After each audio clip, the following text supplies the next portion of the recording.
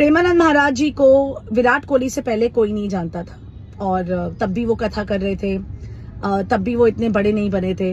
तो मुझे नहीं समझ में आता कि ये बीच की गेम क्या है। खैर मैं इस मुद्दे पे जाना नहीं चाहती, अंदर की पॉलिटिक्स है। विराट कोहली क्या प्रेमानंद महाराज जी को प्रमोट कर रहे हैं और बदले में उनको क्या मिल रहा है, दैट्स नॉट माय कंसर्न, क्योंकि जनता को बेवकूफ बनाने का चलन तो चलता ही आ रहा है। आज भी भागेश्वर बाबा जी को हनुमान जी का दूत माना जाता है, जो खुद ही 4 बॉडीगार्ड्स लेके घूमते हैं।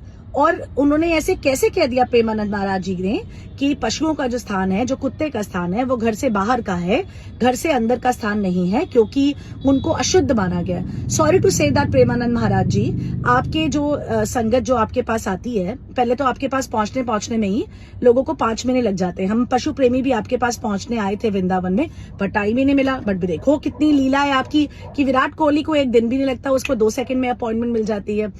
तो ये जो भक्ति का चूना आप दूसरों को लगा रहे, लोग तो कन्विंस हो जाएंगे, पागलों की दुनिया में ही रह रहे, पर हम जैसे कुछ समझदार लोग अपना दिमाग भी लगा लेते हैं। हम लोग वृंदावन पहुंचे एनिमल प्रोटेस्ट के लिए, प्रेमानंद महाराज जी को मिलने के लिए, पर प्रेमानंद महाराज जी तो अवेलेबल ही नहीं थे।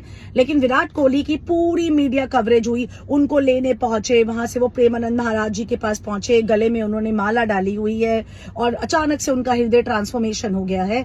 बट ये सारी बातें तो शो ऑफ की हैं, forget about that, who is getting into this. पर इन जैसे लोग ये जब बोलते हैं, इनकी तो और अकाउंटेबिलिटी बनती है। आपने एक शब्द बोल दिया, लोगों ने अपने जहन में वो बिठा लिया।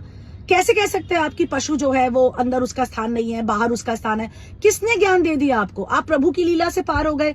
आप ये कहना चाहते हैं कि जो वृक्ष हैं, जो वो भगवान को पूजनी है, पर एक डॉग भगवान को पूजनी नहीं है। और दूसरी तरफ तो आप कहते हैं कि हर किसी में भगवान बसता है। भैरव बाबा को आप मान सकते हैं, विष्णु हनुमान जी को आप मान सकते हैं, सबके दूत आप मान सकते हैं। चूहा जो है, ऐसा कौन सा ऐसा गणेश जी का जो दूत है, ऐसा कौन सा भगवान है जिसके पास एनिमल नहीं है?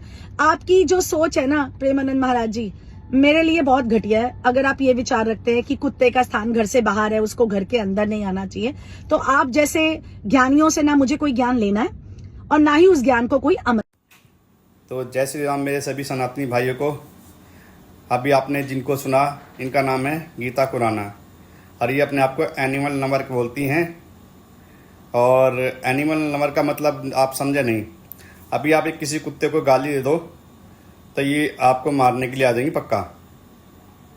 और क्योंकि इनके लिए एनिमल लवर का मतलब होता है डॉग लवर्स।